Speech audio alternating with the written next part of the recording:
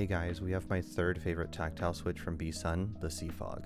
This switch features a round tactile bump, similar to Holy Panda's, but nowhere near as aggressive. Let's check them out.